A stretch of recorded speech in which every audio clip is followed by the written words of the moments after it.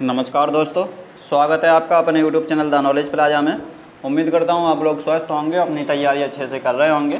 तो जैसा कि आप लोगों को पता है, ये हमारा सुपर 20 बैच चल रहा है, जिसमें हम लोगों का टारगेट इस बार कम से कम 20 लोगों का सिलेक्शन कराने का है। तो जो लोग चैनल पर पहली बार आए हुए हैं अभी, वो लोग क्या करेंगे, इसमें अगर ज्वाइन होना चाहते हैं तो उनको कुछ नहीं करना है। इस बार जो है हमारा ये बैच जो है वो पूरा का पूरा यूट्यूब पर फ्री में ही चलाया जा रहा है। तो इस बार ये कोरोना की वजह से केवल हमने यूट्यूब पे किया है, वैसे हर साल यूट्यूब पे नहीं चलाते हैं। तो आप लोग इसमें ज्वाइन होने के लिए कुछ नहीं करेंगे, केवल आपको एक काम करना है। जितने भी हमने ये वीडियो बनाई हैं, इसमें जितनी भी क्लासेस लिए हैं, वो सब हमने सुपर 20 एक सीरीज़ है हमारी सुपर 20, ठीक है। सुपर 20 एक सीरीज़ है, इसमें वो एक प्लेलिस्ट बनी हुई है सुपर 20 नाम से, वो उसमें जितने भी वीडियो हो गई हैं वो सब उसमें करा दिए हम, ठीक है। 1500 के लगभग इसमें क्वेश्चन हो चुके हैं, क्योंकि कल हमारे 1400 क्वेश्चन कंप्लीट हो गए थे और 80 आज सुबह हो गए और 50 अभी हो जाएंगे। तो 1500 इसमें 1530 क्वेश्चन लगभग हो जाएंगे आज, ठीक है। तो आप लोग इतने क्वेश्चन तैयार कर सकते हैं। और एक 7500 क्वेश्चन की सीरीज़ भी हमने चलाई थी, तो आप लोग उसको भी कवर कर सकते हैं, ठीक है। उसमें NCERT बेस्ड जैसे आपके क्वेश्चन पूछे जा रहे थे वैसे हमने कराए, ठीक है। तो अब बिना टाइम वेस्ट किए हुए क्लास में चलते हैं। पहला क्वेश्चन देखेंगे आप लोग। इसमें कुछ लोग कहते हैं कि हम इसमें वो नहीं लगा पाते हैं, क्या नहीं कर पाते हैं, इसमें टिक नहीं लगा पाते हैं, क्योंकि हम आपको जो PDF देते हैं वो आपको बिना टिक के इसलिए देते हैं क्योंकि अभी जैसे ही आपका ये टेस्ट ख़त्म हो जाएगा और 2 घंटे के भीतर आपको 2 घंटे के अंदर आपको क्या हो जाता है, PDF मिल जाती है। तो 2 घंटे तक तो आप लोग याद कर सकते हैं ना, इसको 2 घंटे तक याद रख सकते हैं, इसलिए, ठीक है। कल डेटा ख़त्म हो गया था, इसलिए कल आपकी जो है PDF नहीं मिल पाई थी, वो आज मिली थी। वैसे ज़्यादातर 2 घंटे के अंदर हम PDF दे देते हैं, ठीक है। तो आप लोग जैसे अभी हमने कुछ नहीं किया, जैसे PDF हमने खोल ली ऐसे, ठीक है, ऐसे आपकी भी खुल गई। अब आप लोग इसको प्रेस किए रहेंगे, जैसे स्क्रीन हम प्रेस कर रहे हैं यहाँ पे। अब जैसे ही हम प्रेस किए रहे थोड़ी देर, वैसे ये ऑप्शन आ गए। तो इसमें जो दूसरे नंबर का ऑप्शन है टेक्स्ट, इस पर क्लिक करेंगे और यहाँ पे पेंसिल लेंगे तो आप लोग इसमें आंसर लगा सकते हैं, ठीक है। आंसर लगाने के बाद यहाँ पे जो ब्लू कलर का टिक आ रहा है, यहाँ पे सही का जो निशान बना हुआ है उस पर सही करके और आगे बढ़ सकते हैं आप लोग, ठीक है। एक बार में एक ही पेज पर टिक लगेगा, तो एक बार में एक ही पेज पे टिक लगाएंगे तो वो सेव हो जाएगी, ठीक है। अगर एक बार में पूरी PDF में आप लोग टिक लगाएंगे तो वो सेव नहीं होगी।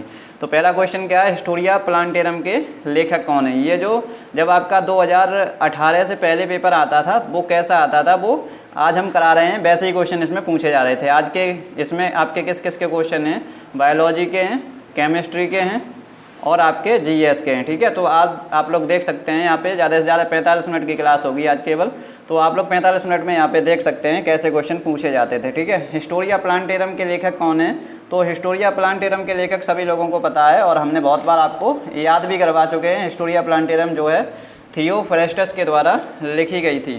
हिस्टोरिया प्लांटेरम थियोफ्रेस्टस के द्वारा लिखी गई थी, ठीक है। ऑप्शन नंबर D इसका राइट आंसर हो जाएगा। हिस्टोरिया एनिमलिया के लेखक कौन है, तो अरस्तू हैं, ठीक है। हिस्टोरिया प्लांटेरम था ना यहाँ पे हिस्टोरिया अगर एनिमलिया की बात की जाए तो ये कौन है, अरस्तू हैं, ठीक है।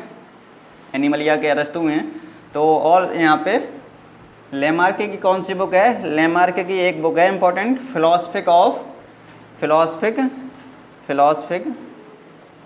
फिलोसफिक जूलॉजी, ठीक है। बहुत सारी हमने ऐसे ही आपके थ्योरी कवर करा दी है, आप लोग समझ रहे होंगे जो शुरुआत से जुड़े हैं। बहुत सारी हमने यहाँ पे थ्योरी भी कवर करा चुके हैं जब से हमने ये बैच चलाया तब से। लीनियस की 2 बुक हैं, 2 बुक कौन कौन सी हैं, एक आपसे पूछा जाता है सिस्टमा नेचुरी किसकी बुक है, तो ये आपकी लीनियस की बुक है सिस्टमा नेचुरी।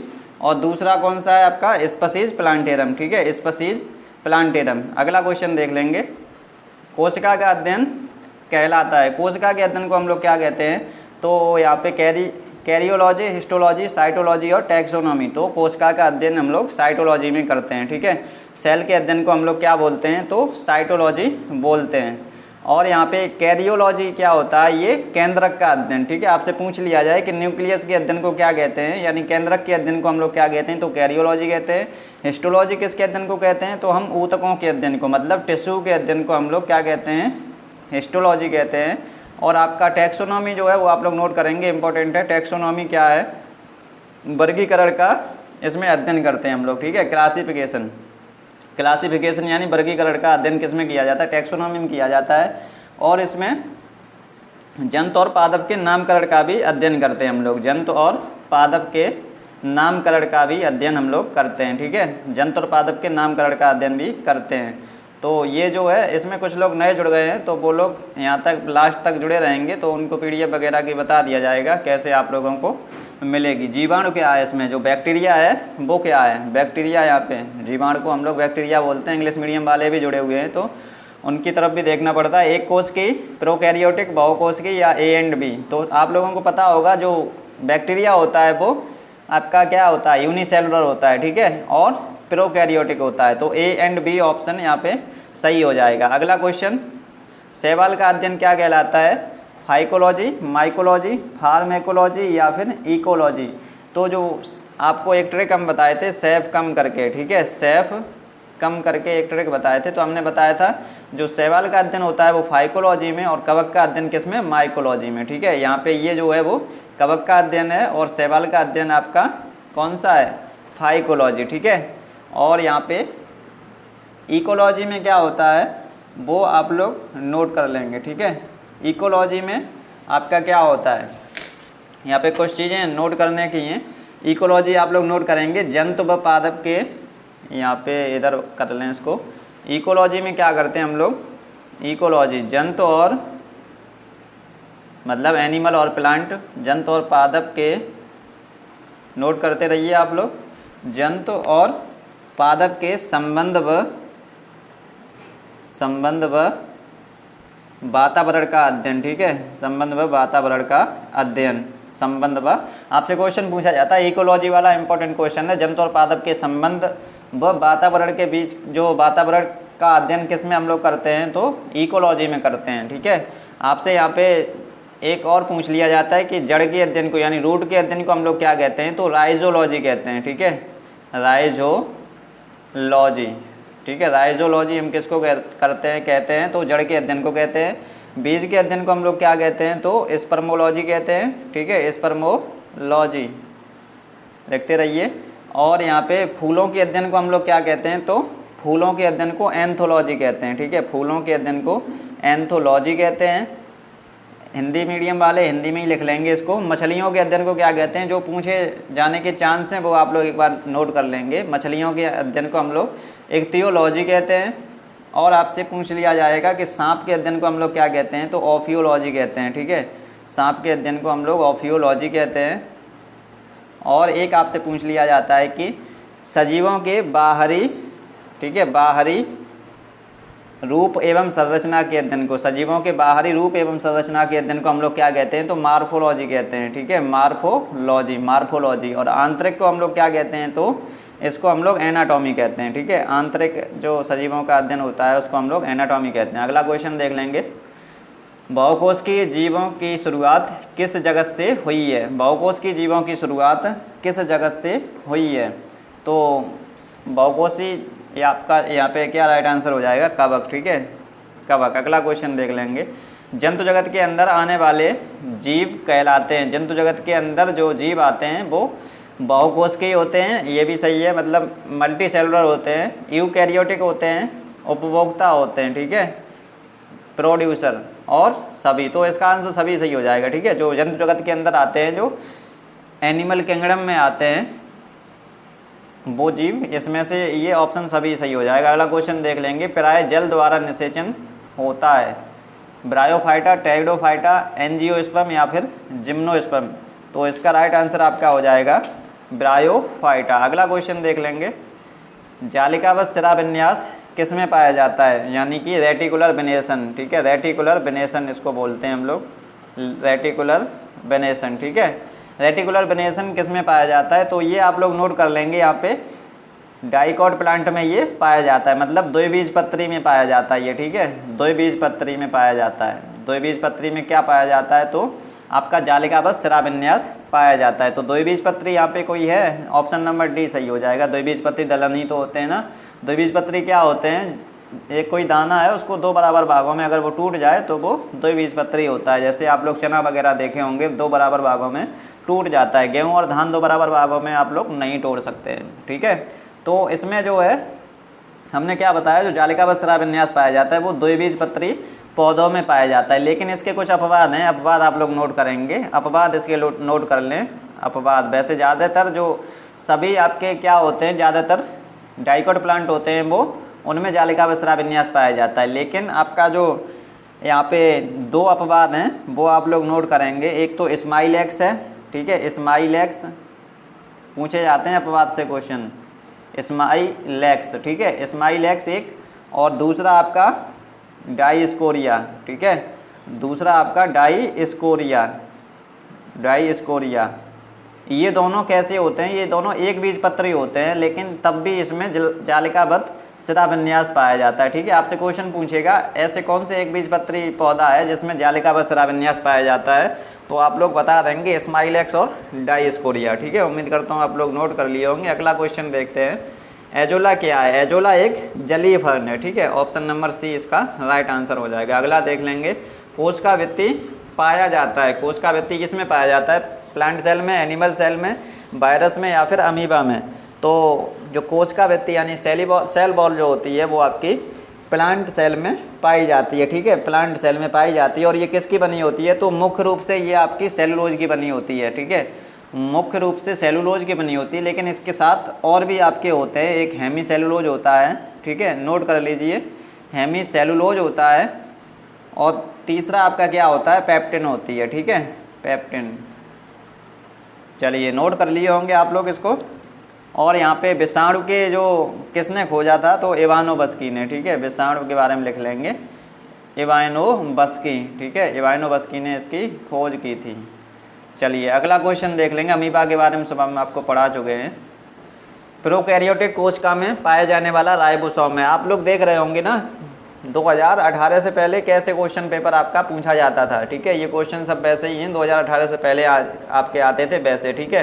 तो वहाँ पे कितना सरल क्वेश्चन पेपर आपका पूछा जाता था। तो 2018 से और 2018 के बाद का भी हम लोग कराएंगे, तब आप लोग कंपेयर कर सकते हैं कि पहले में और अब में कितना चेंज हो गया है, ठीक है। इसीलिए हमने इसको ध्यान में रखते हुए 7500 क्वेश्चन की एक सीरीज़ चलाई थी, तो उसको बहुत सारे लोग देख चुके हैं, आप भी उसको देख सकते हैं। अभी उसकी वीडियो सभी पड़ी हुई हैं, 1-2 ही डिलीट की हैं, तो आप लोग उसको देख सकते हैं, ठीक है। प्रोकैरियोटिक कोशिका में पाया जाने वाला राइबोसोम आपका 70S होता है, ठीक है, 70S 2 इकाइयों से मिलकर बना होता है। अब ऐसे क्वेश्चन पूछ लिया जाता है 50S प्लस 30S से, ठीक है, आगे पीछे नहीं करेंगे आप लोग इसको। ऑप्शन 30S प्लस 50S भी दिया होगा, तो ऐसा ऑप्शन ये नहीं करना है आपको, ऑप्शन यही लगाना है 50S प्लस 30S वाला, ठीक है। आपसे 80S राइबोसोम का आपसे बता दें, इसमें जो है ये किससे बना होता है, तो 60S प्लस 40S से, ठीक है, 60S प्लस 40S से ये बना होता है। अगला क्वेश्चन देख लेंगे, इलेक्ट्रॉन सूक्ष्मदर्शी की खोज किसने की थी।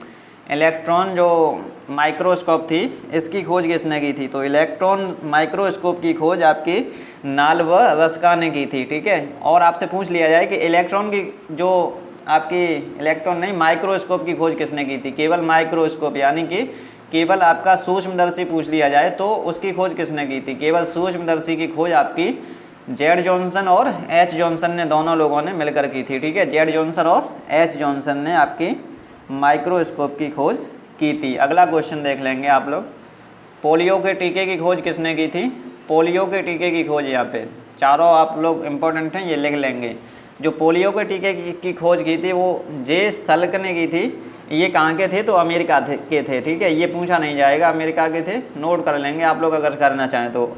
लुईस पास्चर ने किसकी की थी, तो रेबीज के टीके की खोज। क्वेश्चन ये सब पूछे जाते हैं, रेबीज के टीके की खोज किसने की थी, तो लुईस पास्चर ने की थी।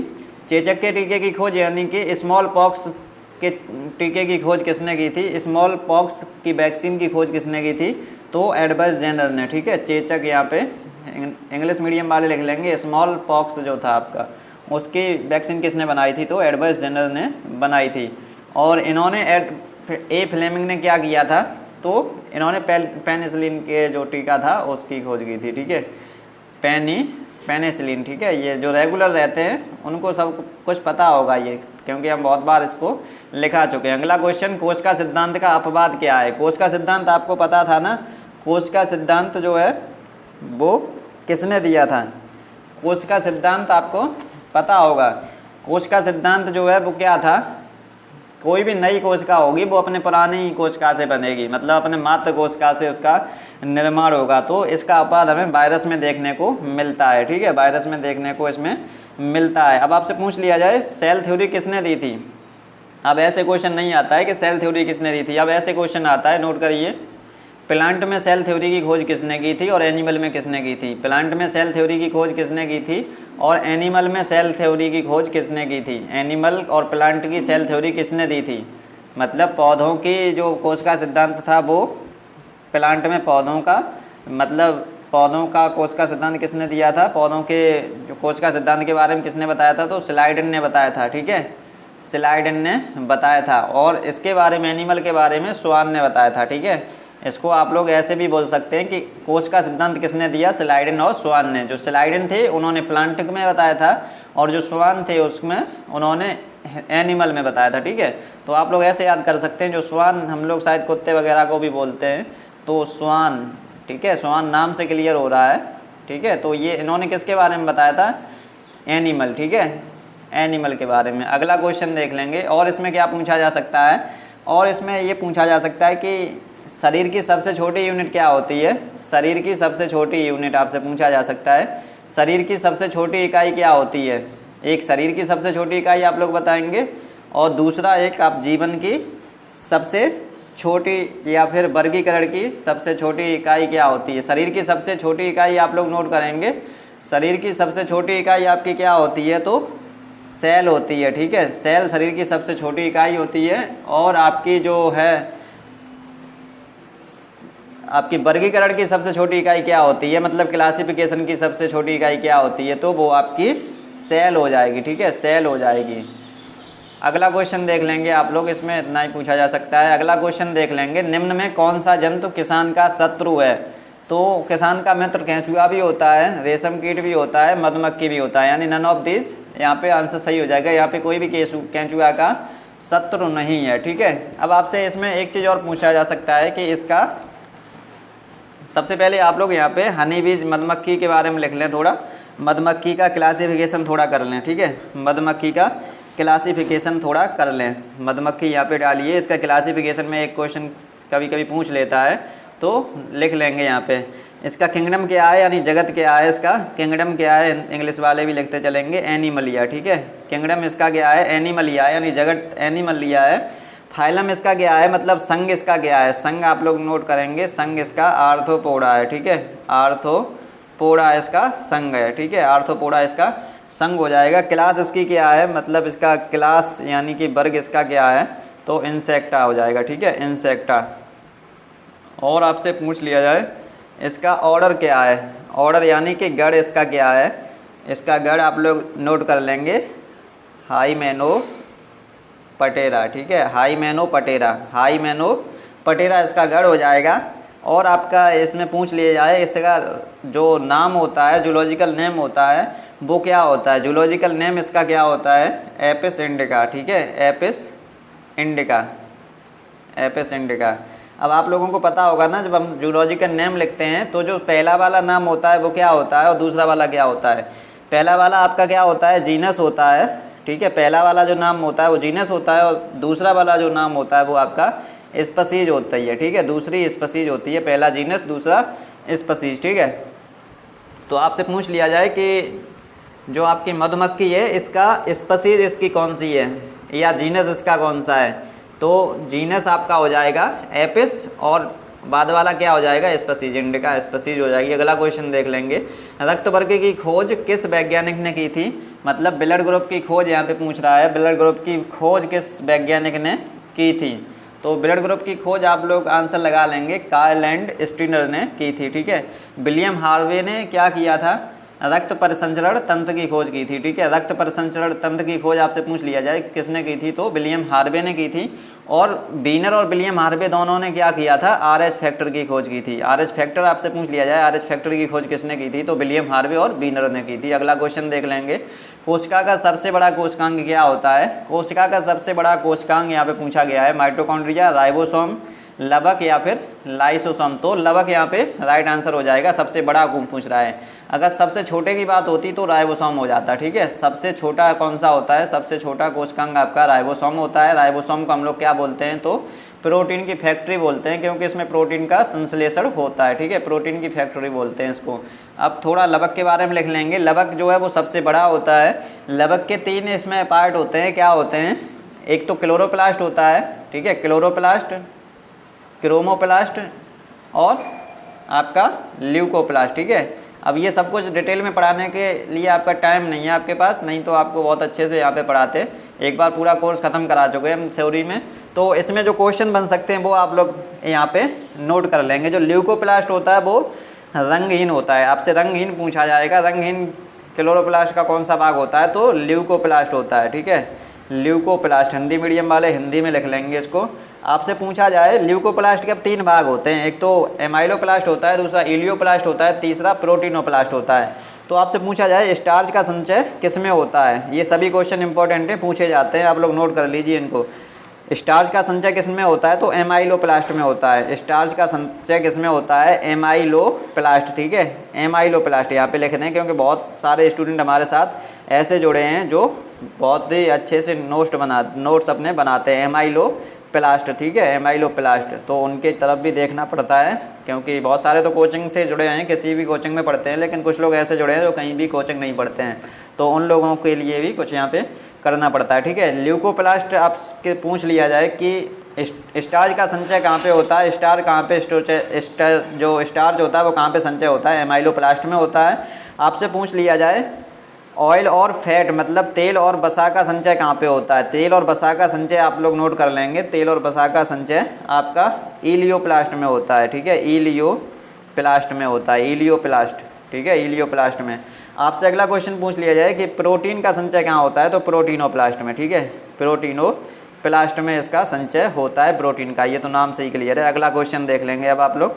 निम्न में सबसे बड़ी कोशिका है, सबसे बड़ी कोशिका माइकोप्लाज्मा होता है। माइकोप्लाज्मा नहीं, माइकोप्लाज्मा सबसे छोटा होता है, ठीक है। शुतुरमुर्ग का अंडा यहाँ पे सबसे बड़ा हो जाएगा, ठीक है। सबसे बड़ी कोशिका इसमें क्या है? तो शुतुरमुर्ग का अंडा हो जाएगा। और सबसे छोटा अगर पूछा जाए तो माइकोप्लाज्मा, माइकोप्लाज्मा को ही हम लोग PPLO बोलते हैं, ठीक है, माइकोप्लाज्मा को ही हम लोग PPLO भी बोल देते हैं। तो आपसे सबसे छोटी पूछा जाए, सबसे छोटी कोशिका कौन सी होती है, तब आप लोग क्या बताएंगे? आप लोग बताएंगे वहाँ पे माइकोप्लाज्मा, ठीक है। और आपसे अगर सबसे बड़ी पूछ ली जाए तो सबसे बड़ी आप लोग यहाँ पे लिख ही लिए हैं, जो लार्जेस्ट होती है वो शुतुरमुर्ग का अंडा होती है। अगला क्वेश्चन देख लेंगे अब आप लोग। जीवाणु की कोशिका भित्ति किसकी बनी होती है? जो जीवाणु की सेल वॉल होती है वो किसकी बनी होती है? तो यहाँ पे क्या आंसर सही हो जाएगा? सभी सही हो जाएगा, ठीक है। सभी क्यों सही हो जाएगा? क्योंकि जो जीवाणु की सेल वॉल होती है वो पेप्टाइड ग्लाइकान की मुख्य रूप से बनी होती है, लेकिन इसमें म्यूरिन प्रोटीन भी होती है और लिपिड प्रोटीन भी होती है। ऑप्शन नंबर डी इसका राइट आंसर हो जाएगा। कवक की बोल दी जाए, कवक की किसकी बनी होती है? तो काइटिन की बनी होती है, ठीक है, कवक की सेल वॉल काइटिन की बनी होती है। अगला क्वेश्चन देख लेंगे। मध्य पटलिका मतलब मिडिल लैमेला, ठीक है, यहाँ पे मध्य पटलिका को हम लोग क्या बोलते हैं? मिडिल लैमेला बोलते हैं इसको, ठीक है, मिडिल लैमेला। तो मध्य पटलिका में कौन सा तत्व पाया जाता है? इसमें कौन सा एलिमेंट पाया जाता है? तो कैल्शियम और मैग्नीशियम आयन इसमें पाया जाता है। कैल्शियम और मैग्नीशियम के पैक्टेट इसमें पाए जाते हैं, ठीक है, पैक्टेट। आप लोग इसको नोट करें ना करें, लेकिन कैल्शियम और मैग्नीशियम आपको पता होना चाहिए। अगला क्वेश्चन देख लेंगे। किसी ठोस या तरल पदार्थ का कोशिका के अंदर जाना क्या कहलाता है? किसी ठोस या तरल पदार्थ का कोशिका के अंदर जाना क्या कहलाता है? तो ये मतलब आप लोग पढ़े होंगे ना, इंडो एक्सो, ठीक है। इंडो मतलब अंदर जाता है, एक्सो मतलब बाहर आना, ठीक है, एग्जिट करना या एक्सो, ये सब बाहर आने वाला होता है। तो इंडोसाइटोसिस इसका राइट आंसर हो जाएगा। प्रोटोप्लाज्म शब्द किसने दिया? प्रोटोप्लाज्म शब्द किसने दिया? तो प्रोटोप्लाज्म शब्द आपका जो है वो पुरकिंजे ने दिया था, ठीक है, पुरकिंजे ने दिया था, ठीक है। और आपका जीव द्रव्य को जीवन का भौतिक आधार किसने कहा? तो प्रोफेसर हक्सले ने, नोट कर लेंगे। जीव द्रव्य को जीवन का भौतिक आधार किसने कहा? तो हक्सले ने कहा था, ठीक है। ये शायद क्वेश्चन अगला होगा इसमें। हाँ, अगला क्वेश्चन है, जीव द्रव्य को जीवन का भौतिक आधार किसने बताया था? तो आपके प्रोफेसर हक्सले ने, ठीक है। अगला क्वेश्चन देख लेंगे। कोशिका कला में प्रोटीन की मात्रा कितनी होती है? कोशिका कला में, ठीक है, तो इसमें मात्रा आपकी हमें जो मिली है वो 52% मिली है, ठीक है, 52% आपका इसमें सही हो जाएगा। कोशिका कला की प्रोटीन, कोशिका कला में जो सेल मेम्ब्रेन होती है उसमें प्रोटीन की मात्रा 52% होती है। अगला क्वेश्चन देख लेंगे। रिक्तिका में पाई जाने वाली झिल्ली को हम लोग क्या कहते हैं, जो रिक्तिका के ऊपर एक झिल्ली पाई जाती है उसको हम लोग क्या कहते हैं, तो टोनोप्लास्ट कहते हैं। ठीक है, रिक्तिका के ऊपर एक झिल्ली पाई जाती है उसको हम लोग टोनोप्लास्ट बोलते हैं। अगला क्वेश्चन देख लेंगे।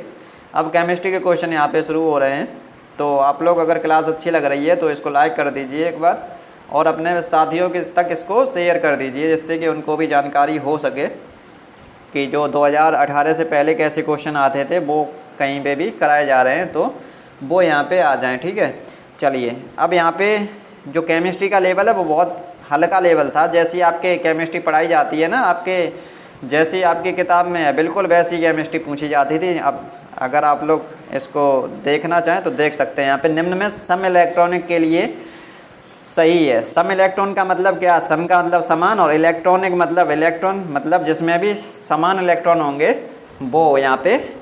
अब आप लोग आंसर बताइए, निम्न में सम इलेक्ट्रॉनिक के लिए सही है, मतलब समान इलेक्ट्रॉनिक, इसमें समान इलेक्ट्रॉन किस किस में हैं यहाँ पे। तो अब समान इलेक्ट्रॉन के बारे में जानने के लिए आप लोगों को इसका क्या पता होना चाहिए, एटॉमिक नंबर पता होने चाहिए। ठीक है, एटॉमिक नंबर अगर आप लोगों को नहीं पता है तो आप लोग इसको केमिस्ट्री बिल्कुल नहीं कर सकते। ठीक है, केमिस्ट्री में आप लोगों को सबसे बेसिक चीज़ होती है, किसी भी चीज़ का एटॉमिक नंबर पता होना चाहिए। ठीक है, किसी भी चीज़ का एटॉमिक नंबर यहाँ पे पता होना चाहिए। तो निम्न में सम इलेक्ट्रॉनिक के लिए सही क्या है, आप लोगों को पता होगा नाइट्रोजन का कितना होता है, तो नाइट्रोजन का आपका 7 होता है। ठीक है, और इसका कितना होता है, तो इसका नियोन का 10 एटॉमिक नंबर होता है। अब आपसे पूछ लिया जाए जैसे n-3 लिखा है, तो हमने पहले ही आपको बता दिया जिसमें माइनस होता है, मतलब इलेक्ट्रॉन जो माइनस होते हैं वो उनको जोड़ा जाता है। तो 7 + 3 इसमें टोटल कितने इलेक्ट्रॉन हो जाएंगे, 10 इलेक्ट्रॉन इसमें हो जाएंगे। और इसमें तो जिसका इतना 10 एटॉमिक नंबर है तो इसमें उपस्थित इलेक्ट्रॉन की संख्या भी 10 होगी। तो इन दोनों का मतलब दोनों में 10-10 हो गए। ठीक है, अब यहाँ पे देख लेंगे ऑक्सीजन का एटॉमिक नंबर कितना होता है। ऑक्सीजन का एटॉमिक नंबर आपका होता है, आपका 8 होता है। ठीक है, ऑक्सीजन का एटॉमिक नंबर आपका 8 होता है। तो 8 + 2, 8 + 2 10 हो गए यहाँ पे। फ्लोरीन का आपका कितना होता है, फ्लोरीन का आपका कितना होता है, फ्लोरीन का 9 होता है। ठीक है, 9 और 1 कितना हो गया, तो 10 हो गया यहाँ पे भी। ठीक है, मतलब पहला और दूसरा सही है। तीसरा आपका सोडियम का कितना होता है, तो 11 होता है, 11 में से 1 गया तो 10 बचे। मैग्नीशियम का कितना होता है, तो 12 होता है, 12 में से 2 गए तो 10 बच गए यहाँ पे। तो आप लोग समझ रहे होंगे, ऑल यहाँ पे आंसर आ रहा है, मतलब सभी यहाँ पे सम इलेक्ट्रॉनिक है, क्योंकि 10-10 यहाँ पे भी हो रहे हैं, और आपके जो है 10-10 यहाँ पे भी हो रहे हैं, और 10-10 यहाँ पे भी हो रहे हैं, मतलब समान इलेक्ट्रॉन की संख्या आ रही है, तो ये सही हो जाएगा। ठीक है, मतलब इन दोनों में पूछा गया था, इन दोनों में कितने इलेक्ट्रॉन हैं, 10 हैं। ठीक है, इन दोनों में अगर 10 की जगह कितने होते, 8-8 भी होते तब भी हो जाता। ठीक है, कुछ लोग समझ रहे हैं कि यहाँ 10 आ गए, पहले ऑप्शन में 10 आ गए, दूसरे में 10 आ गए, तीसरे में 10 आ गए, ऐसे ऐसे नहीं देखा जाता है। इन दोनों में पूछे गए हैं, इसमें भी 10 आपके थे और इसमें भी 10 थे, तो इन दोनों की बात कर रहे हैं हम, इन दोनों की, इन तीनों की बात नहीं कर रहे हैं। ठीक है, समझ गए होंगे। अगला क्वेश्चन देख लेंगे, कौन सा कथन सही है सम इलेक्ट्रॉनिक के लिए, फिर यहाँ पे पूछ लिया गया। अब आप लोग इसका आंसर बताएंगे हमें, जिससे हमें पता चल जाए आप लोग समझ गए। ठीक है, 10 सेकंड हैं केवल आपके लिए। चलिए 20 सेकंड दे रहे हैं, सभी लोगों का आंसर आना चाहिए, सही आंसर आना चाहिए इसमें।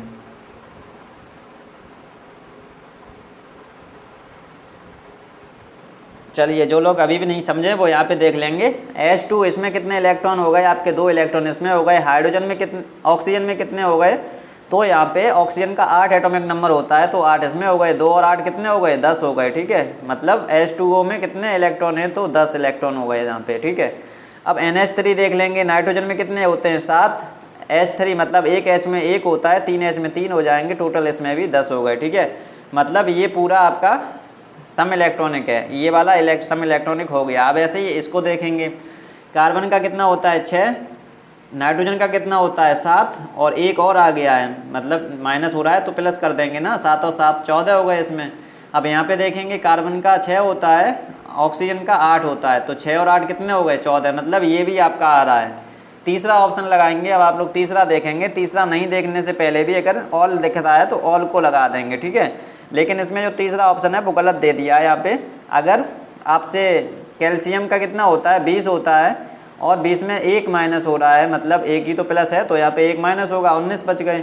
अब पोटेशियम, यहाँ पे पोटेशियम K+ में पोटेशियम का एटॉमिक नंबर ही 19 होता है, इसमें से एक निकल जाएगा तो 18 बचेंगे, ठीक है। इसलिए आप लोग इसको, ये जब आपको PDF मिल जाए तो इसको हटा लेना, ठीक है, K केवल रखना, ठीक है, तब ऑप्शन नंबर डी सही हो जाएगा, ठीक है।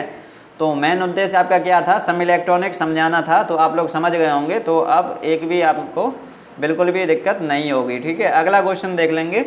किसी तत्व की नाभिक में 11 प्रोटॉन और 12 न्यूट्रॉन है, इसकी द्रव्यमान संख्या कितनी है? तो आपको पता होगा M=N+P फॉर्मूला होता है ना, हमने बताया था आपको बहुत पहले ही। M=N+P। M क्या होता है, मास नंबर मतलब द्रव्यमान संख्या। N क्या होता है, जो आपकी न्यूट्रॉन की संख्या होती है वो, प्रोटॉन की संख्या आपकी P होती है। तो यहाँ पे सीधा सीधा द्रव्यमान संख्या पूछा गया है, जिसमें कि आपका प्रोटॉन की संख्या आपको दे रखी है 11 प्रोटॉन है प्लस आपके 12 न्यूट्रॉन है। तो 11 और 12 कितने हो गए, 23 हो गए आपके। 23 इसमें राइट आंसर हो जाएगा, ठीक है। अगला क्वेश्चन देख लेंगे। इलेक्ट्रॉन नाम किसने दिया? तो इलेक्ट्रॉन नाम जो है आपका स्टोनी ने दिया था, ठीक है। ऑप्शन नंबर ए इसका राइट आंसर हो जाएगा, ठीक है। प्रोटॉन नाम किसने दिया था? तो ये आपका रदरफोर्ड हो जाएंगे, प्रोटॉन की खोजकर्ता, और आपके इलेक्ट्रॉन के खोजकर्ता थॉमसन हो जाएंगे, और आपके न्यूट्रॉन के जो खोजकर्ता हैं वो चैडविक हो जाएंगे। प्रोटॉन का द्रव्यमान यहाँ पे पूछा गया है, तो प्रोटॉन का द्रव्यमान कितना होता है? 1.6, ये इतने ग्राम में होता है, ठीक है। 1.66 इंटू 10⁻⁻24 ग्राम, या फिर 1.66 इंटू 10⁻⁻27 किलोग्राम, ठीक है। आप लोगों को पता होगा ना कि 1 किलोग्राम में 1000 ग्राम होते हैं, तो यहाँ पे जब 3 जीरो बढ़ाए जाएंगे तो ये 27 हो जाएगा, ठीक है। तो इसमें बोथ ऑप्शन सही हो जाएगा इसका, ठीक है। ऑप्शन नंबर सी इसमें सही हो जाएगा। अगला क्वेश्चन देख लेंगे। परमाणु रासायनिक अभिक्रिया में भाग लेते हैं बिना अपघटित हुए दोनों, या फिर इनमें से कोई नहीं। तो आप लोगों को ये पता होगा, बिल्कुल नॉर्मल क्वेश्चन है। अपघटित जब तक नहीं होंगे तब तक वो उसमें भाग नहीं ले सकते हैं। अगला क्वेश्चन देख लेंगे। किसी तत्व का परमाणु क्रमांक 19 है तथा द्रव्यमान उसका 39 है, तो इसके नाभिक में न्यूट्रॉन कितने होंगे? ठीक है, क्वेश्चन देख लीजिए कैसे आते थे आपके केमिस्ट्री में। यहाँ पे किसी तत्व का परमाणु क्रमांक, अब आपको पता है ना कि किसी भी तत्व में, किसी भी नाभिक में उपस्थित प्रोटॉन की संख्या को हम लोग क्या कहते हैं? परमाणु क्रमांक कहते हैं, ठीक है। ये हमने डेफिनेशन बिल्कुल सही से लिखाई है आप लोगों को, और उसका यूज होगा आपके जब पेपर देने जाएंगे।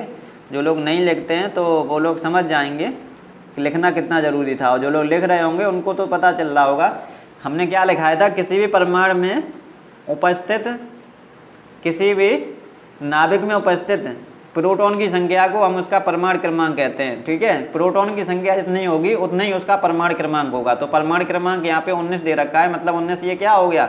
प्रोटॉन की संख्या हो गई, ठीक है, प्रोटॉन की संख्या हो गई। अब बिल्कुल इजी हो गया। यहाँ पे आपसे क्या पूछा है? M=N+P फॉर्मूला होता है, M=N+P फॉर्मूला होता है। न्यूट्रॉन आपसे पूछ रहा है इसमें, तो क्या होगा? M-P न्यूट्रॉन, ठीक है, क्योंकि यहाँ पे प्लस में है P, तो इधर आएगा तो माइनस में हो जाएगा, ठीक है। तो M-P N ये हो जाएगा, M-P N, ठीक है। तो M कितना दे रखा है? द्रव्यमान संख्या कितनी दे रखी है? 39 दे रखी है। प्रोटॉन कितने दे रखे हैं? तो 19 दे रखे हैं, ठीक है। ये न्यूट्रॉन कितने आ गए? तो 39 में से जब हम लोग 19 घटाएंगे तो आपके 20 बचेंगे, ठीक है। ऑप्शन नंबर ए सही हो जाएगा, ठीक है। तो इसमें कुछ नहीं था। परमाणु क्रमांक क्या होता है? जो जितने भी प्रोटॉन की संख्या होती है वो परमाणु क्रमांक होता है। अगला क्वेश्चन देख लेंगे। समस्थानिक में एक समान नहीं होते हैं। समस्थानिक में इसमें से क्या चीज़ है जो एक समान नहीं होती है? तो समस्थानिक, या फिर आपसे आइसोटॉप इसको इंग्लिश में बोलते हैं, आइसोटॉप, ठीक है। तो समस्थानिक क्या होते हैं? जिनमें इलेक्ट्रॉन की, मतलब समस्थानिक जो होते हैं इसमें इलेक्ट्रॉन समान होते हैं, प्रोटॉन समान होते हैं, आवर्त सारणी में स्थान समान होता है, या फिर भौतिक गुण। इसमें क्या समान होता है? तो समान परमाणु क्रमांक होता है इनका, लेकिन इनका परमाणु भार अलग अलग होता है। ये तो आप लोगों को पता ही होगा। अब समान जब परमाणु क्रमांक होगा तो आवर्त सारणी में समान स्थान होगा, ये तो आप लोग देख के ही बता देंगे। और जब समान परमाणु क्रमांक होगा तो आप लोग क्या बताएंगे? इसमें प्रोटॉन की संख्या समान हो जाएगी, क्योंकि हम पहले ही क्वेश्चन में बता चुके, किसी भी नाभिक में उपस्थित प्रोटॉन की संख्या को हम लोग उसका परमाणु क्रमांक बोलते हैं, ठीक है। परमाणु क्रमांक बोलते हैं। तो परमाणु क्रमांक जब समान होगा तो प्रोटॉन की संख्या भी समान हो जाएगी, ठीक है। और इलेक्ट्रॉन तो इसमें समान होते ही हैं, तो भौतिक गुण इसके अलग अलग होते हैं। ये आपका सही हो जाएगा। इसमें आपसे पूछ रहा था इसमें क्या समान नहीं होते हैं, तो भौतिक गुण इसके समान नहीं होते हैं, ठीक है। भौतिक गुण इसके समान नहीं होते हैं। अगला क्वेश्चन देख लेंगे। समभारिक होता है, समभारिक मतलब आइसोबार, ठीक है, आइसोबार। इसमें परमाणु क्रमांक समान नहीं होता है, लेकिन परमाणु भार जो है वो समान होता है, ठीक है। परमाणु भार इसमें समान होता है। तो इलेक्ट्रॉन की संख्या समान नहीं होती है, प्रोटॉन की भी नहीं होती है, लेकिन द्रव्यमान इसका समान होता है। अगला क्वेश्चन, सी आंसर इसका सही था। अगला क्वेश्चन देख लेंगे। किसी परमाणु में नाभिक से कोष की दूरी जितनी ज़्यादा होगी, अब यहाँ पे आप लोग समझ सकते हैं ना, जैसे यहाँ पे कोई नाभिक है, ठीक है। अब ये के कोष है, ये एल है, ये एम है, ये एन है, ठीक है। ये के हो गया, एल हो गया, एम हो गया और ये एन हो गया। तो इसमें क्या कह रहा है, जितनी दूर किसी परमाणु में नाभिक से कोष की दूरी जितनी ज़्यादा होगी, मतलब कोष यहाँ से आप लोग समझ सकते हैं ना, ये जैसे है तो यहाँ से यहाँ तक ये इसकी त्रिज्या होती है, ठीक है, रेडियस होती है। यहाँ से यहाँ तक ये पूरा डायमीटर हो जाएगा, ठीक है, पूरा डायमीटर हो जाता है। लेकिन यहाँ से यहाँ तक क्या होती है, ये रेडियस होती है। अब यहाँ से यहाँ तक जब रेडियस होगी, अब इसको जैसे यहाँ तक ले जाएं, मतलब क्या पूछ रहा है, किसी परमाणु के नाभिक में कोष की जो दूरी जितनी ज़्यादा होगी, मतलब कोष की पहला कोष यहाँ पे इतना है, दूसरा कोष यहाँ पे है, तीसरा यहाँ पे है, चौथा यहाँ पे है। तो पहले कोष की दूरी इतनी है, मतलब कम है, दूसरे कोष की जो दूरी इतनी बढ़ गई, तीसरे कोष की दूरी और बढ़ गई, चौथे कोष की दूरी और बढ़ गई। तो मतलब क्या होता है, त्रिज्या उतनी ज़्यादा हो जाती है इसकी, ठीक है। त्रिज्या ही तो बढ़ रही है ना, यहाँ से त्रिज्या इसकी बढ़ती जा रही है। तो समझ गए होंगे आप लोग। अगला क्वेश्चन देख लेंगे। जो लोग नहीं समझ पाते हैं वो लोग कृपया करके इसको एक बार और अगर देखेंगे वीडियो, मतलब बैक करके थोड़ा देख लेंगे तो उनको समझ में आ जाएगा। वैसे समझाते तो ऐसे हैं, आप लोग एक बार में समझ जाते हैं। परमाणु क्रमांक 18 के तत्व का वर्ग क्या होता है। किसी भी चीज़ का अगर वर्ग, और जो आपका एक क्या होता है, मतलब एक ग्रुप होता है और एक पीरियड होता है, मतलब आवर्त होता है। अब हमें ये सब चीज़ आपको निकालना सिखा दिए हैं। अगर अभी भी कोई नहीं सीख पाया है तो यहाँ पे देख सकते हैं। आपको इसका क्या आना चाहिए, इलेक्ट्रॉनिक कन्फिगरेशन करना आना चाहिए, मतलब इलेक्ट्रॉनिक विन्यास करना आना चाहिए। 18 है तो इसका इलेक्ट्रॉनिक विन्यास हम कैसे करेंगे, 1s2 2s2 2p6 3s2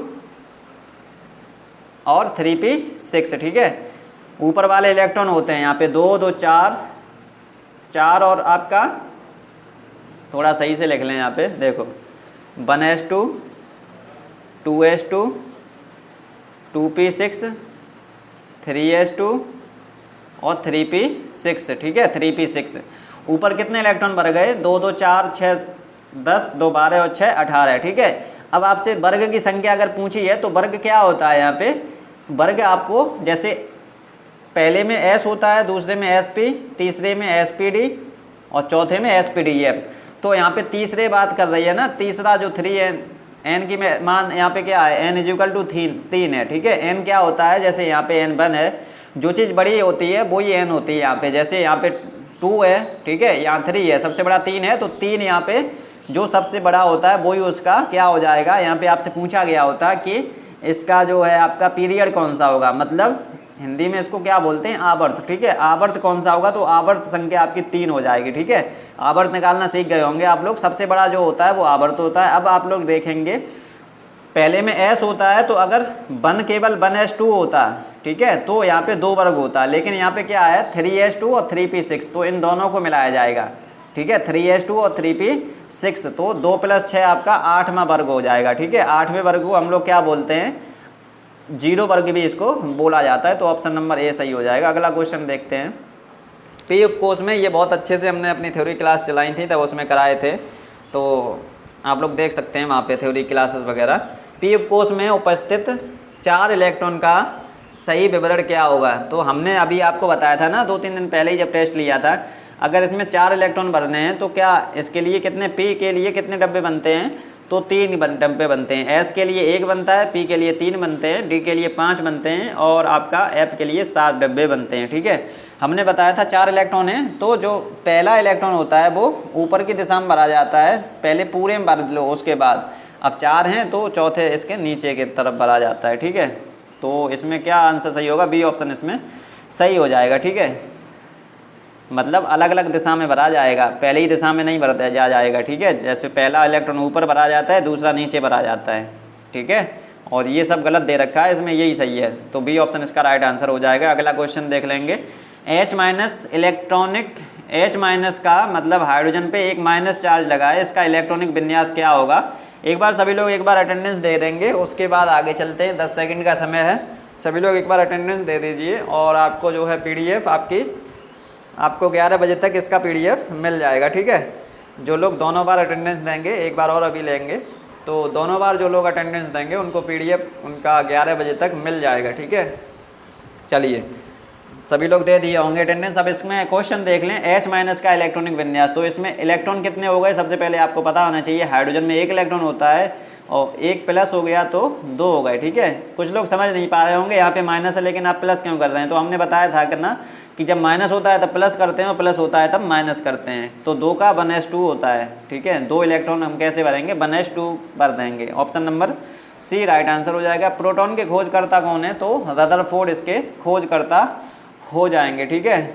चलिए अगला क्वेश्चन, ये तो सब आपको पता ही होगा ना। थॉमसन किसके हैं, ईंट पर नाच, बहुत बार बता चुके हैं हम आपको, ईंट पर नाच, ठीक है, ईंट पर नाच। तो इलेक्ट्रॉन की थॉमसन, प्रोटॉन की रदरफोर्ड और न्यूट्रॉन की आपके चैडविक। अगला क्वेश्चन देख लेंगे। न्यूट्रॉन के द्रव्यमान की कोटि है, न्यूट्रॉन के द्रव्यमान की कोटि क्या है। तो न्यूट्रॉन का द्रव्यमान यहाँ पे पूछा गया है। तो न्यूट्रॉन का द्रव्यमान आप लोग इसमें 10⁻⁻27 किलोग्राम में होता है, ठीक है। 10⁻⁻27 किलोग्राम में होता है। अगर ग्राम में होता तो ये आपका बी ऑप्शन सही हो जाता है, ग्राम में 10⁻⁻24 ग्राम। अगला क्वेश्चन देख लेंगे। यदि मैग्नीशियम और कैल्शियम के परमाणु क्रमांक 12 तथा 17 हैं तो बताइए कि इलेक्ट्रॉन कितने होंगे इसमें। बिल्कुल, अब इसमें जैसे भाषा वाला क्वेश्चन बना दिया है यहाँ पे, लेकिन बिल्कुल सिंपल क्वेश्चन है। जो लोग अगर बेसिक्स थोड़ा जानते हैं, बस केवल बेसिक ही आना चाहिए और ज़्यादा कुछ नहीं। इसमें पहले क्वेश्चन ऐसे ही बनाए जाते थे जैसा आपका लेवल रहता था, ठीक है। आपके जैसे पढ़ते थे वैसे ही क्वेश्चन बनाते थे, लेकिन अब आपका लेवल थोड़ा बढ़ा दिया गया है। आपके क्वेश्चन ऐसे पूछे नहीं जाते हैं, ठीक है। अब इस बार पता नहीं कैसे क्वेश्चन पूछे जाएँ।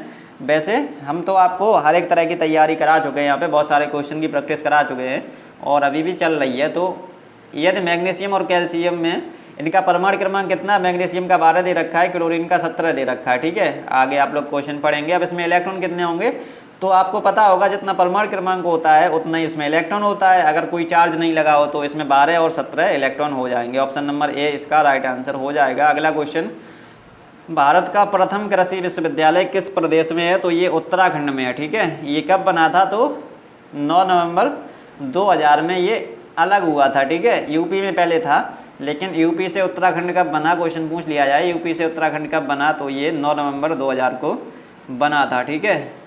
और इसमें क्या पूछा जाएगा, ये तो आपको पता ही होगा कौन सा होता है प्रथम कृषि विश्वविद्यालय। चलिए अगला क्वेश्चन,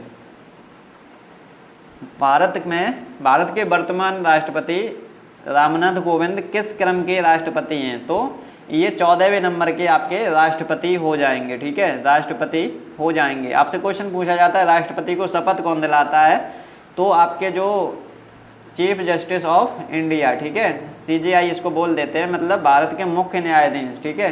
भारत के मुख्य न्यायाधीश इनको शपथ दिलाते हैं, ठीक है। आपके 13वें नंबर के कौन थे राष्ट्रपति, तो ये प्रणब मुखर्जी थे, ठीक है, प्रणब मुखर्जी थे। इनका कार्यकाल कब तक था, जो प्रणब मुखर्जी थे इनका कार्यकाल 2012 से 2017 तक था, ठीक है, 2012 से 2017 तक था। और जो ये राष्ट्रपति हैं आपके रामनाथ कोविंद जी, इनका 2017 से 2022 तक कार्यकाल है, ठीक है, 2017 से 2022 तक इनका कार्यकाल है। 15 में कौन से होंगे तो ये अभी तो पता नहीं है, इसलिए इसको छोड़ते हैं। अगला क्वेश्चन, शिलांग कहाँ की राजधानी है, तो मेघालय की राजधानी आपकी शिलांग हो जाएगी। अभी वर्तमान में कितने आपके 28 राज्य हैं, ठीक है। एक बार क्वेश्चन पूछा गया था तब 29 राज्य थे, ठीक है, और 8 केंद्र शासित प्रदेश हैं अभी फिलहाल में, ठीक है।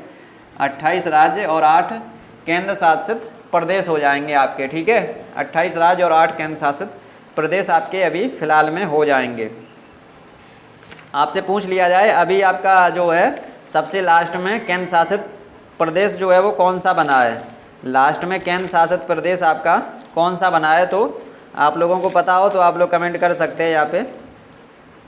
चलिए नहीं पता है तो कोई बात नहीं, यहाँ पे अभी हम लिखा देंगे सभी।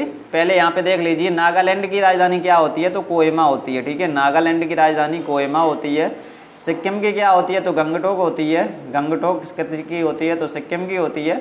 मेघालय की क्या होती है, शिलांग होती है। त्रिपुरा की क्या होती है, अगरतला होती है, ठीक है। त्रिपुरा की क्या होती है, अगरतला, ठीक है। त्रिपुरा की आपकी ये हो जाएगी।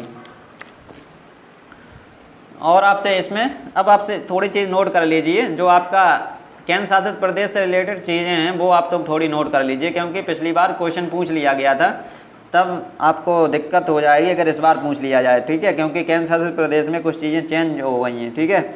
आपसे पूछ लिया जाए सबसे ज़्यादा जनसंख्या कौन, पहले नोट कर लें सभी केंद्र शासित प्रदेश। पहला आपका क्या हो जाएगा, टोटल 8 हैं।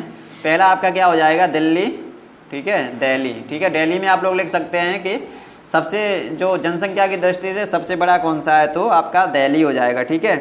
और अगला क्वेश्चन नहीं, दूसरा आपका क्या हो जाएगा, पुडुचेरी, ठीक है, पुडुचेरी। टोटल 8 है ना, 8 हम लिखा रहे हैं। तीसरा आपका क्या हो जाएगा, जम्मू कश्मीर हो जाएगा। चौथा क्या हो जाएगा, लद्दाख हो जाएगा, ठीक है। चौथा क्या हो जाएगा, लद्दाख हो जाएगा। और पाँचवा आपका क्या हो जाएगा, तो चंडीगढ़ हो जाएगा, पाँचवा चंडीगढ़ हो जाएगा। 6 नंबर का आपका क्या हो जाएगा, लक्षद्वीप हो जाएगा, ठीक है। 6 नंबर का आपका लक्षद्वीप हो जाएगा। और आपका 7 नंबर पे क्या हो जाएगा, अंडमान निकोबार जो है वो हो जाएगा, ठीक है, अंडमान निकोबार हो जाएगा। और 8वें नंबर पे आपका क्या हो जाएगा, दमनदीप एवं दादरा, ठीक है, एवं दादरा, ठीक है, दमनदीप एवं दादरा। पहले दादर नागर हवेली एक था और दमनदीप अलग था। तो आपसे क्वेश्चन पूछ लिया जाएगा कि दमनदीप और दादरा को एक कब किया गया, दमनदीप एवं दादरा को एक कब किया गया। नोट करेंगे, ये तो नोट कर लिए होंगे। आपसे क्वेश्चन पूछ लिया जाए दमनदीप एवं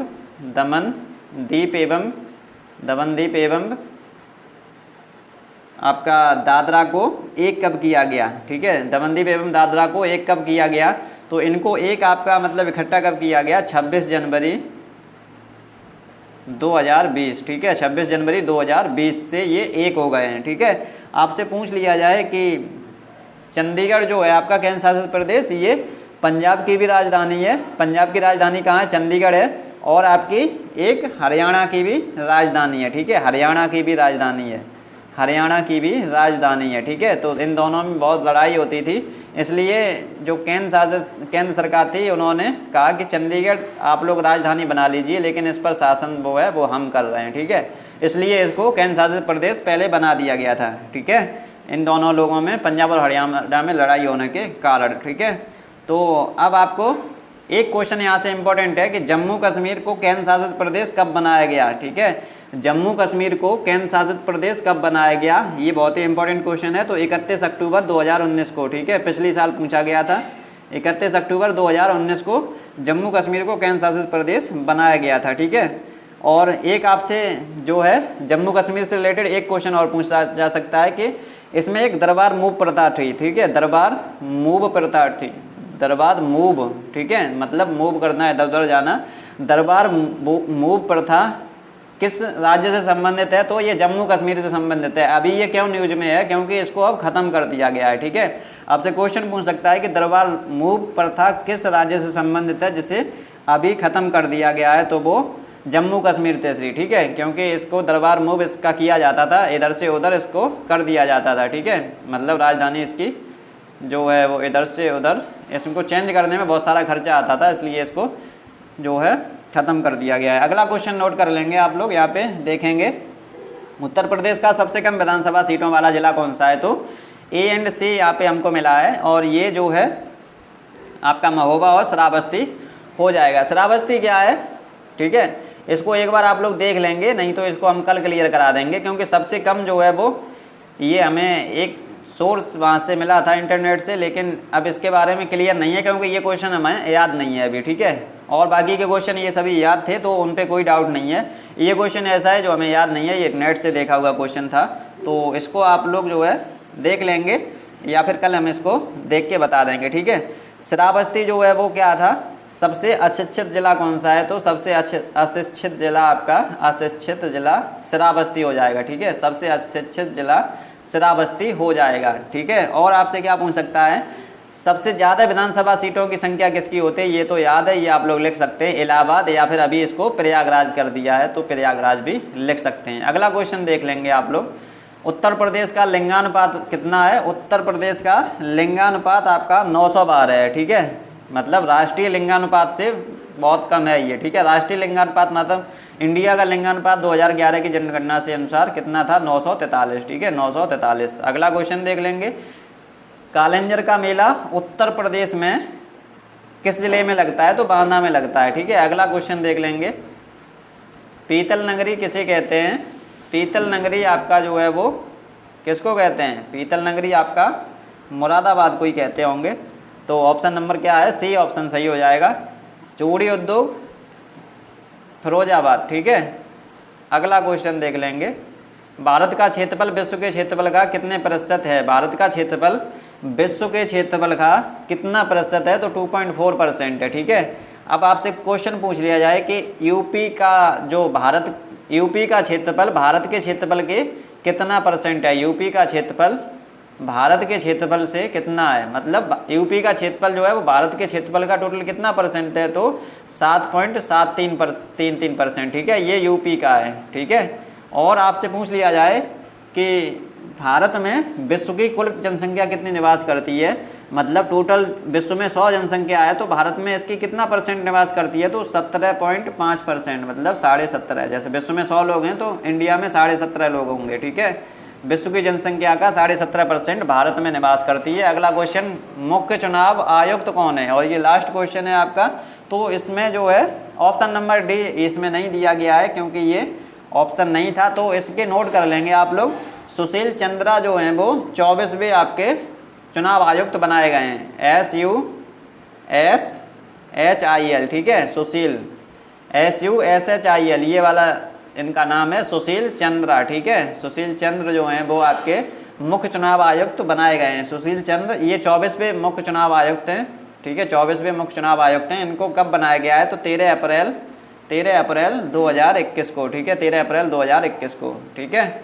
तो आज की क्लास आपके यहीं तक थी। लास्ट तक जुड़ने के लिए आपका बहुत बहुत धन्यवाद। और जो है कुछ लोग नए जुड़े हैं वो लोग क्या करेंगे, PDF के लिए जो लोग नए जुड़े हैं उनको जो है PDF तभी मिल पाएगी जब आप लोग जो है कमेंट करेंगे और हमारे WhatsApp नंबर पर मैसेज करेंगे, तभी आप लोगों को इसका PDF मिल पाएगा, ठीक है। और जो पुराने स्टूडेंट हैं वो क्या करेंगे, जो पुराने स्टूडेंट हैं वो मैसेज नहीं किया करें, क्योंकि जो यहाँ पे कमेंट करते हैं जो लोग, उनको हम PDF 2 घंटे के अंदर दे देते हैं, ठीक है। अगर 2 घंटे के अंदर आप लोगों को PDF नहीं मिली है और आप क्लास में प्रेजेंट थे तो आप लोग मैसेज करके अपनी PDF मांग सकते हैं, ठीक है। लेकिन 2 घंटे से पहले आप लोग PDF के लिए नहीं करेंगे, ठीक है। और PDF वगैरह लेने से पहले, मैसेज करने से पहले आप लोग एक बार ग्रुप में भी देख लिया करेंगे, क्योंकि ग्रुप में अगर हम उसको कुछ भी चेंजेसन करना होता है किसी भी चीज़ में तो ग्रुप में उसकी सूचना दे देते हैं, तो आप लोग ग्रुप भी चेक कर लेंगे, ठीक है। ग्रुप का लिंक आपको डिस्क्रिप्शन में मिल जाएगा, जो लोग नए लोग हैं